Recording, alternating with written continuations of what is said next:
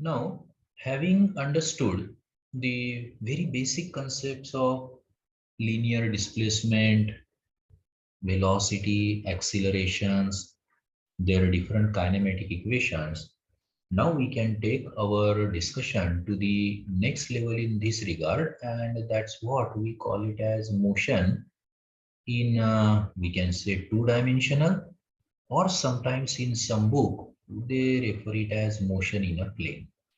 Means instead of having a motion of any object in only or along only one axis, we will have a motion of an object along both the axes. Means this object, no doubt, it is moving horizontally ahead as well as it is moving in its vertical direction also. Maybe up direction, down direction, combination of the both. Such type of motion, we call it as motion in two direction. The very common example to discuss here as in motion in 2D is basically a projectile motion. It's a projectile motion. Now, there are certain terms associated with this. But before that, we will go ahead for explaining the same thing using graph first. That what exactly is this projectile motion. So let us say that we have y-axis indicated like this, and then we have our x-axis like this. Let's label these axes that this axis, be cautious about this thing. This axis is a displacement axis. Be cautious, this is displacement. And this axis, we can say that that is also a displacement axis. Now, projectile, let's start one by one. First definition that we must know is a projectile. So projectile is actually a body which is thrown in two-dimensional plane. The body which actually is thrown in at an angle, that body is called as projectile. So it's just like that. When a cricketer hits a ball for a six, the cricket ball is called projectile. A bombshell which is fired from a cannon, so that bombshell will be treated as the projectile. Now, when this projectile is thrown in the space making an angle, let us say theta, with the horizontal axis, then this angle theta is treated as the projectile angle. So this is our second definition, that this is projectile angle. In some book you will find out that this is angle of projection also. The moment we say about these two things, we have to talk about its velocity u. What is u? Initial velocity with which this projectile is projected at an angle theta. So that's called as initial velocity u. And we have studied vector. So this u is making some angle with horizontal. So it will have definitely its x-axis coordinate, which we are going to call it as ux, and we know that is u cos theta. Similarly, this velocity has its y component, which we are going to call it as uy, and that is u sine theta. What we have simply done here is basically the resultant velocity u has been composed or has been resolved into two components: horizontal component u cos theta, vertical component u sine theta. So this is called the projectile velocities. But surprisingly, even when we have thrown the projectile at an angle theta, it never continues in this part because gravity is playing the role.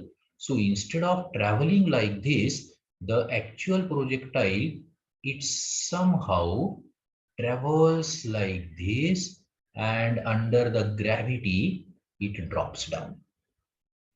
Whatever distance, whatever the distance, that projectile has traveled horizontally, that is treated as its range. So another definition, range. What's range? The horizontal maximum distance covered by projectile is its range. Then it is covering certain vertical distance also. So this vertical distance, which is maximum, this maximum vertical distance is treated as height. So another definition, range and height. So what's the range of projectile? Horizontal maximum distance covered. Height, the maximum vertical distance covered. That's what is definition part. Then comes the another definition, which is called time. So here we have got three sub definitions like time of flight. What's the time of flight? So it's the total time required by projectile to reach to its destination. In other words, it is the time for which the projectile was in air. That's the time of flight. Second category, subtype, comes here, time of ascent. What's the time of ascent? So I can say that time of ascent is the time required by the projectile to reach from its start point to the maximum height. This time required, the time required to reach to the peak point is a time of ascent. And the third one that we go is a time of descent. Exact anti-parallel. What's the time of descent? A time required by the projectile to fall from its peak point down to the ground point. That's basically, we call it as the time of descent. So what's the time of flight? The time for which the projectile was in air. It's a time of flight. Ascent, time required to reach to the peak. Descent, time required to fall down onto the earth from the peak point. Surprisingly, the magnitude of time of ascent is same as that of the time of descent. Means if 1 second is required to reach to this point, 1 second will be required to reach back to the same point. Very important consideration that must be taken into a notice is that vertical displacement. Be cautious on what I'm talking about. Vertical displacement is zero. Total vertical displacement. To be more precise, I'll add one word. Total vertical displacement. How it can be zero? So it's just like that. It's a displacement. If it has gone 10 meters high and it is falling down by 10 meters, what's the displacement? Zero. We know it's a displacement part. That's zero. But horizontal displacement is not zero. It is going to the peak point and it is stopping there. It's not returning back to its origin point. So there is a horizontal displacement, but the total vertical displacement is definitely zero. Now the another things, when we actually project the projectile with certain initial velocity u, we know we have resolved it into two components, ux and uy. Ux is in the horizontal direction. Uy is in the vertical direction. What is the speciality of ux is that throughout its journey, ux never change, but what changes is uy. Reason: along this horizontal direction, there is no friction. Absolutely, there is no friction.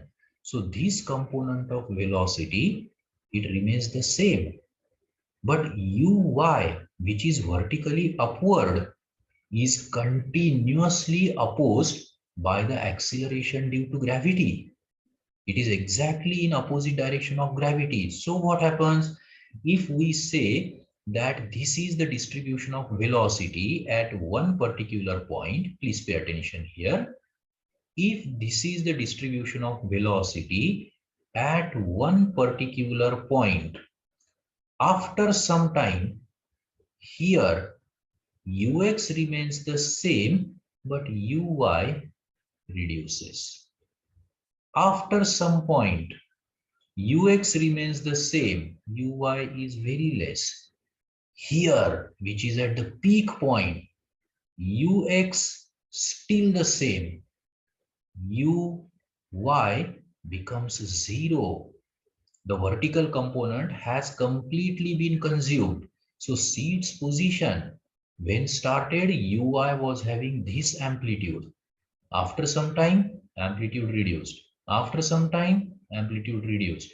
Here, further reduced. And here, what has happened? 0. Then afterwards, what happened is at this point, ux is same. uy has changed its direction. Now uy is completely gravitational pull down. So from this point to this point, it is our applied force, our applied velocity is taking this projectile to certain height. After that, gravity is playing the role, and as the time passes on, ux remains the same, uy goes on increasing. Now here it will be ux and a stronger value of uy. So what happens for uy?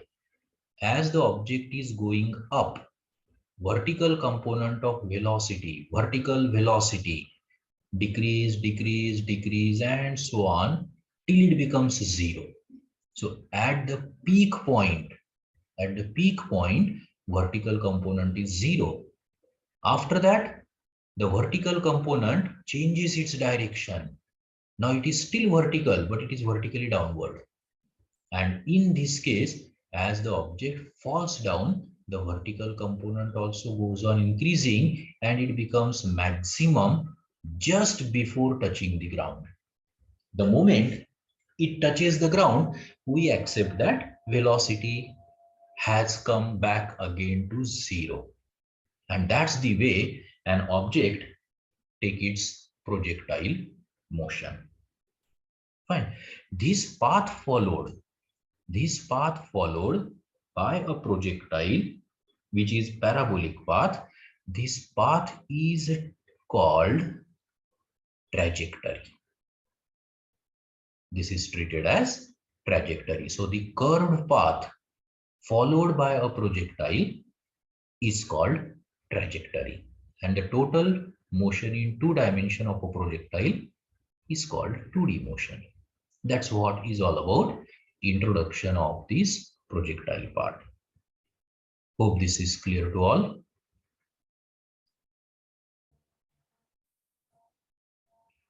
Now, having understood the basics of projectile motion, various definitions, now we can go ahead for the needed equations.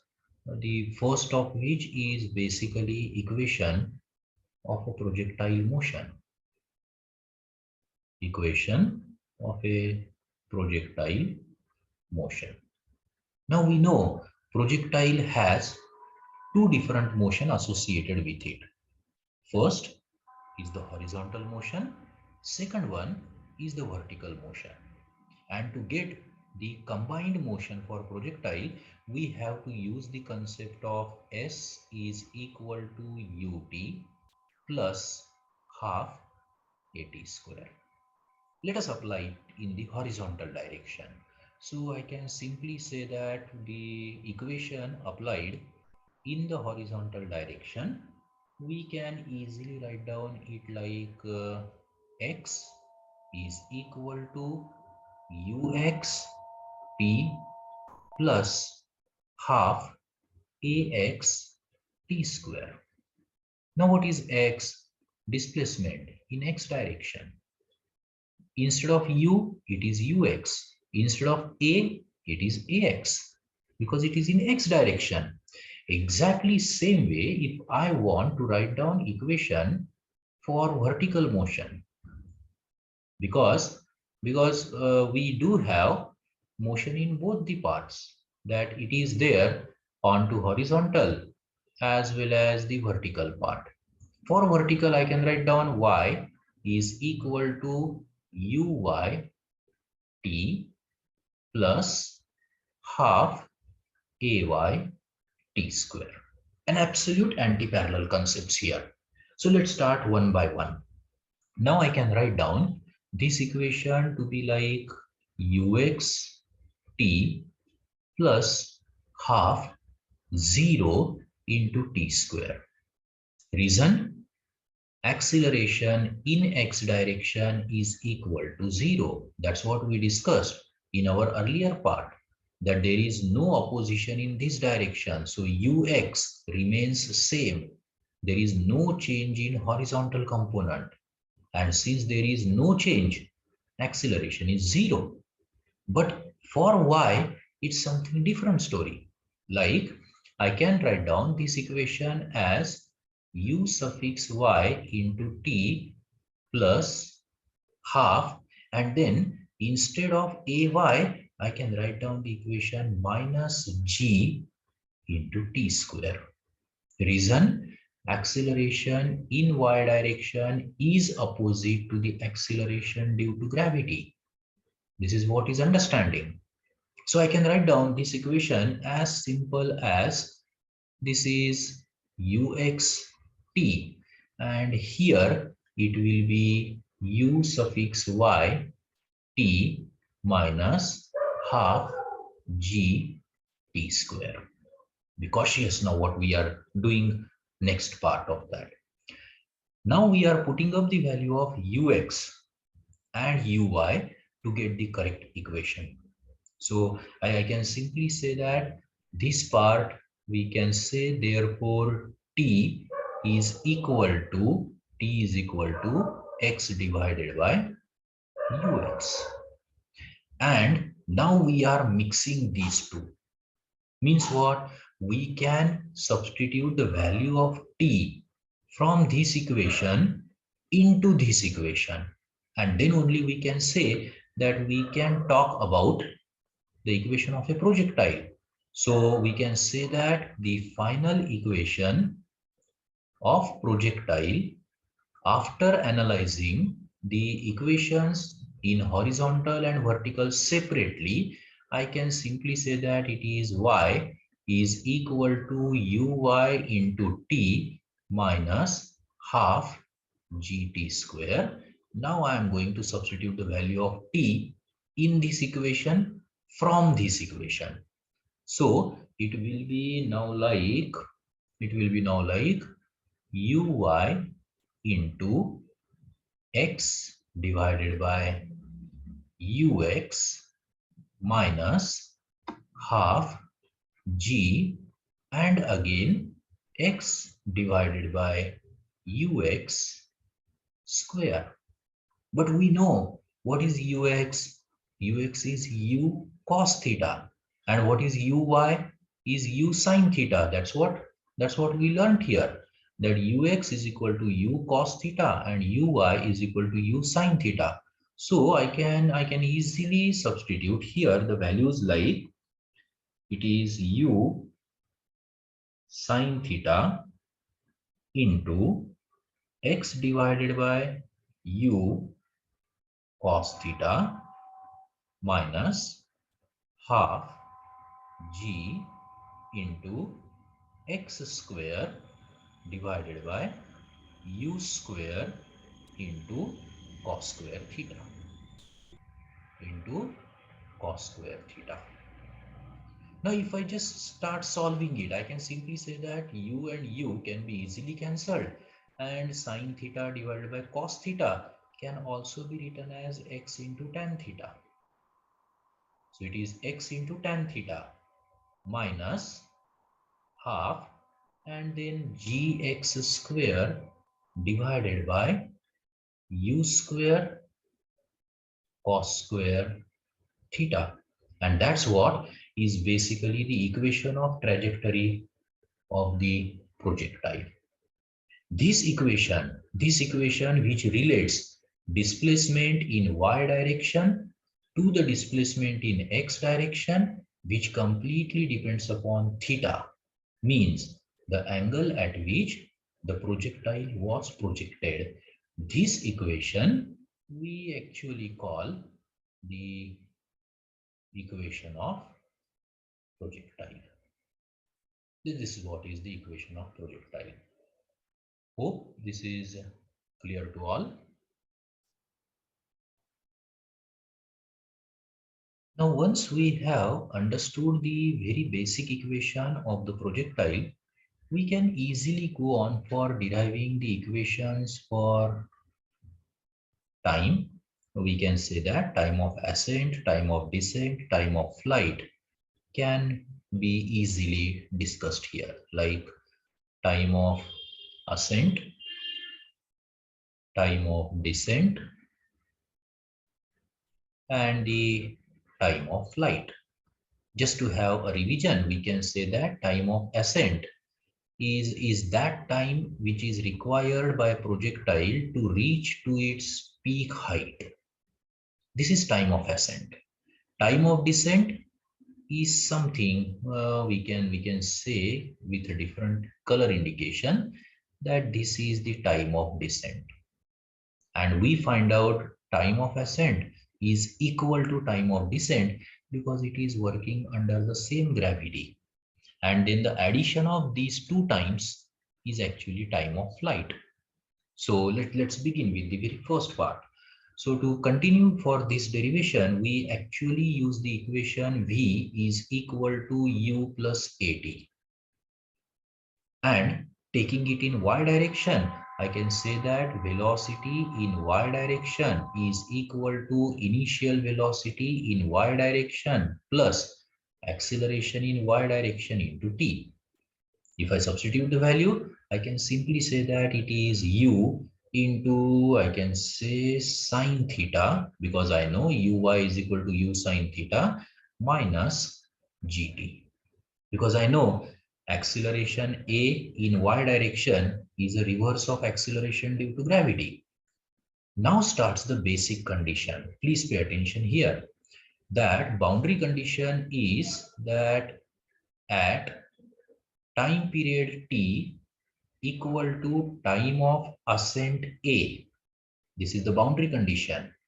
At time period t equals to t of ascent, we can simply write down velocity in y direction is equal to 0.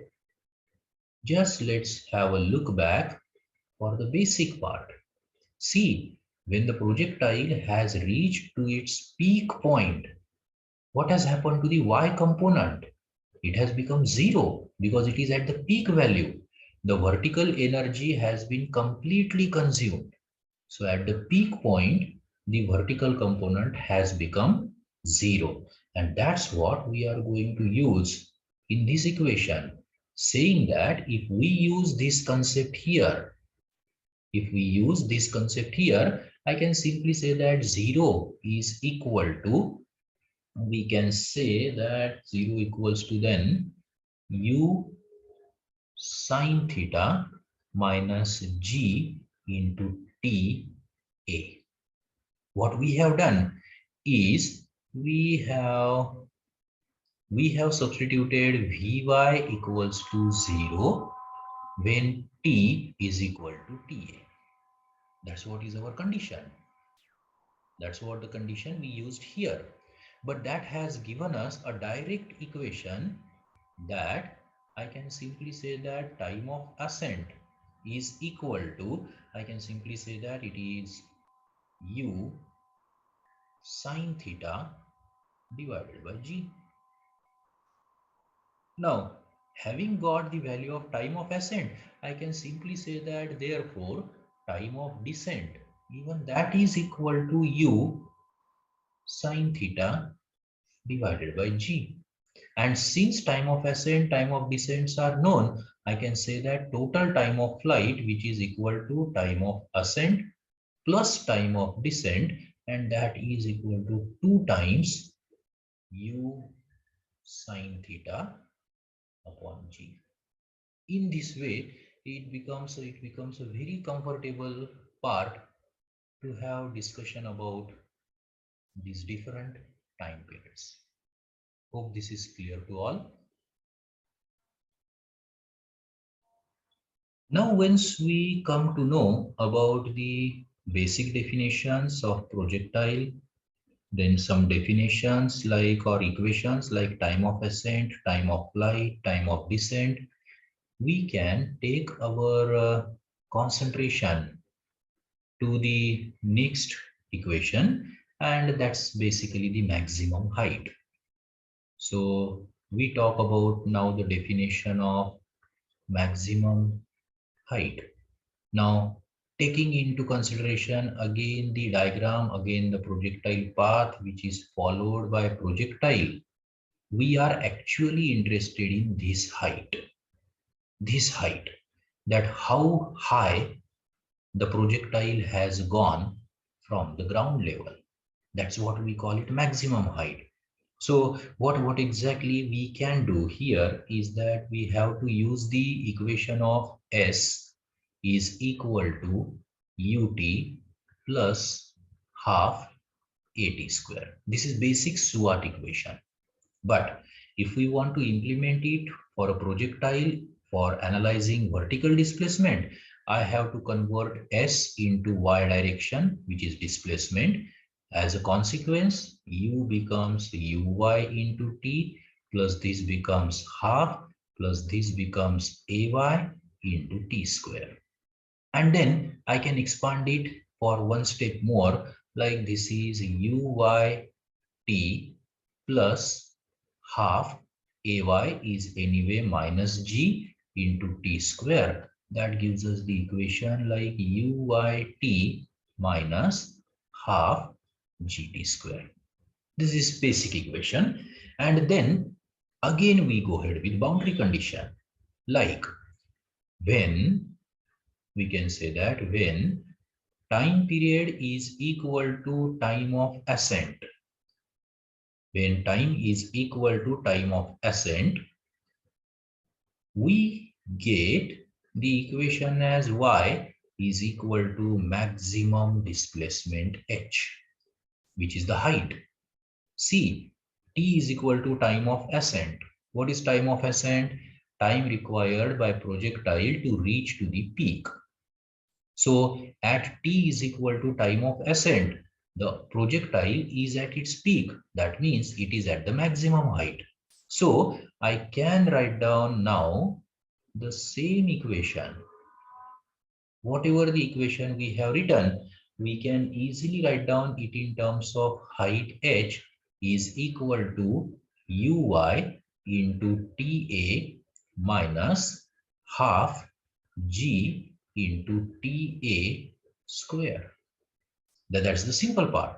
And we know from our earlier derivation, what's the value of ta is u sine theta by g. So I can easily substitute the value here like u is equal to, or uy is equal to u sine theta into ta is u sine theta divided by g minus half g into u sine theta divided by g whole square.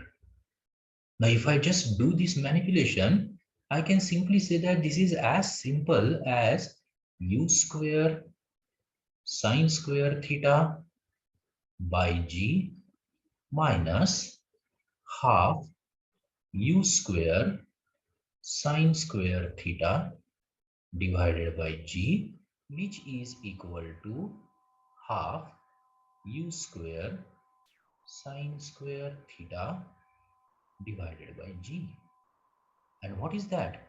It's the height of projectile. So I got our next equation, that is the height of projectile, and that's basically half of this value. That's the final equation for the height of the projectile. Hope this is clear to all. Now let's take our discussion to a very parallel derivation type, and that is about this range of projectile. Now we talk about the discussion about the range. Now what's the range? Is a maximum horizontal distance covered. It is absolutely a maximum horizontal distance covered. So for here, we again use the equation of, I can simply say that it's S is equal to ut plus half at square. Just to revise this, we are actually talking about this distance. We are talking about this distance, that is range.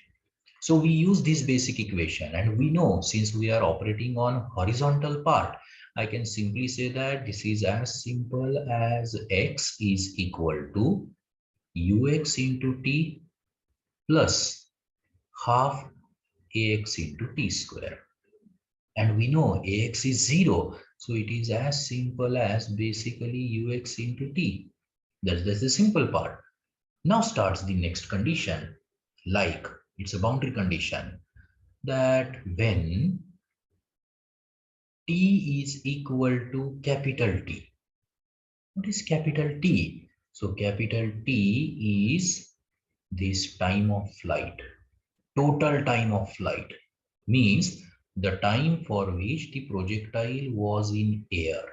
This complete time is the time of flight. So I can use that condition here, saying that when the time is equal to time of flight, I can simply say that whatever is the distance covered is actually the range. That's the simple part. So we can use this as our boundary condition to go ahead for the next derivation. Like now the equation, it goes like this, that x we represent it with r and ux as it is, and this t is replaced with capital T. What is ux? So I can say that it is u cos theta. What is capital T? So if I substitute the value of capital T, it becomes basically 2 times u sine theta divided by g. That's the value of time. Just manipulating it, we can simply say that it is u square into 2 sine theta cos theta upon g.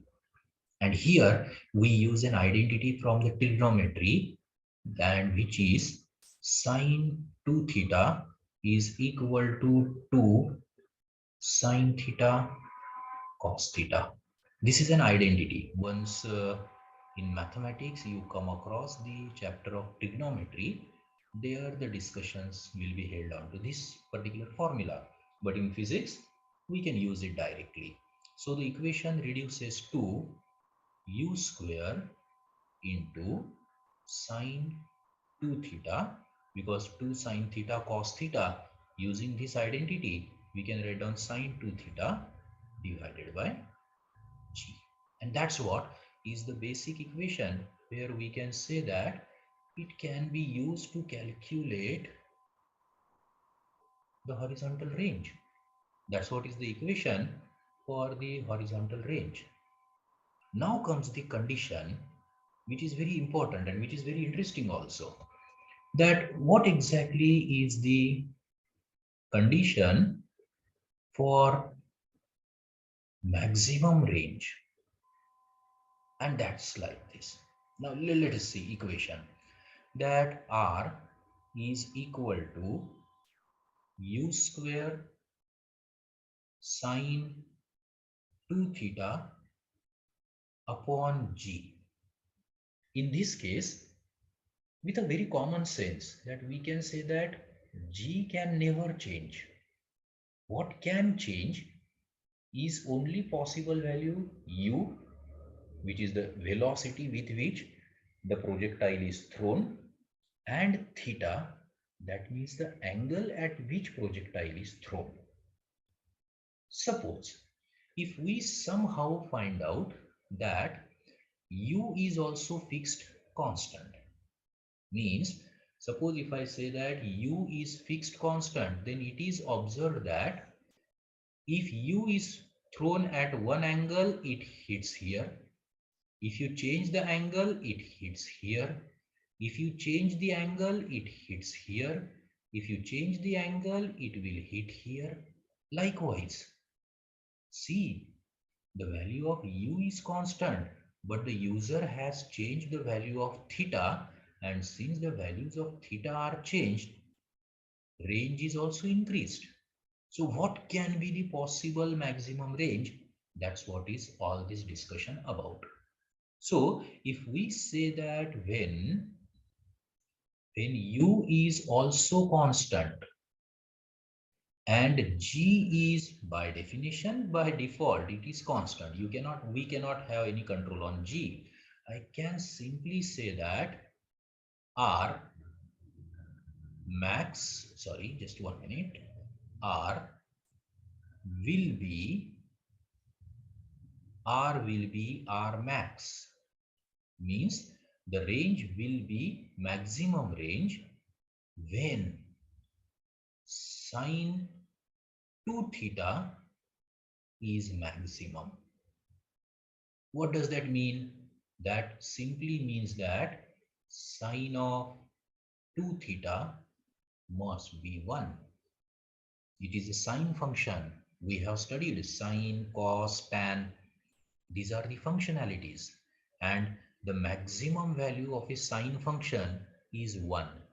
You cannot have value of sine function greater than 1. So we easily find out that when u is constant, g is constant, range will be maximum when sine 2 theta is maximum. And what is the maximum value of sine 2 theta? Once. But to happen this, we can easily say that that is 2 theta must be 90 degrees. Because we know that sine 90 degrees is equal to 1. That is our understanding, again from trigonometry. That itself means that theta must be 45 degrees. This is the condition. So what happens? We find out that suppose if we plot a graph, and let us say that this angle is 45, this angle. So if we project a projectile less than 45, we get the nature like this. At 45, it goes to maximum range. When it goes beyond 45, surprisingly, it goes like this. Now, what is happening to the range? It's decreasing. For all the angles which were below 45, the maximum height was less, but the range was more. At 45, height is medium, but range is maximum. What happens to the angle which is greater than 45? Now, the height goes on increasing, but the range gets reduced down. So I can simply say that this curve is for, sorry, just 1 minute, I'll use some different color. This curve may be there for theta as 10 degrees. This curve may be 20. This curve may be 30 degrees. The maximum range curve is theta is equal to 45 degrees. This curve, which is greater than 45, so maybe 50 degrees. This may be 60 degrees. This may be 70 degrees. So see, theta 45, we get the maximum range for it. And that's what is the condition to have basically the maximum range. But then again, taking it to the next level discussion, that suppose if someone asks that that what is the height for maximum range? Let us say this is the question, that what is the height for maximum range? So easily we can go ahead with it, that we know that answer wise we can say that for maximum range, what is condition? Theta must be 45 degrees. That's very clear part. But then we know that height equation is like u square sine square theta divided by 2g. That's what the equation for the height. And now what we do, that we say that it will be like u square into sine of 45 square divided by 2g. What is sine of 45? So I can simply say that sine 45 is 1 divided by root 2 square divided by 2g. This is u. This is u. And then if we solve it, we simply find out that this is u square divided by 4g. It's absolutely u square divided by 4g, which we can say that this is as simple as r max divided by 4, which is very important thing, that height is equal to r max divided by 4, and this equation holds good only when theta is equal to 45 degrees.